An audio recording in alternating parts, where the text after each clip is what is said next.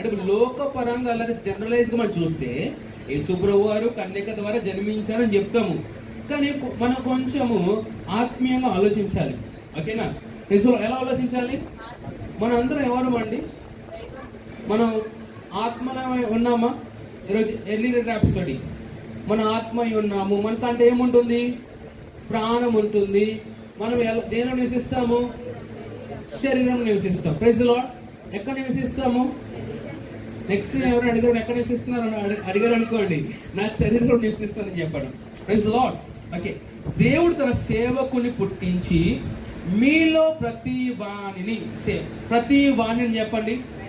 Say God is not local, God is global. Yesu ప్రభువు వారు ఒక్క ప్రాంతానికి చెందినవాడు కాదండి. యేసు ప్రభువు వారు ఈ లోకానికే అధికారి ఉన్నాడు. హల్లెలూయా. మనకు భారతదేశంలో ఎక్కడైనా మనము యేసు ప్రభు గురించి ప్రకటిస్తున్నప్పుడు కొంతమంది అంటారు, ఏమని అంటారంటే, అరే ఫారెన్ సంబంధించిన దేవుని మాకెందుకు ఇంట్రడ్యూస్ చేస్తున్నారు అంటారు.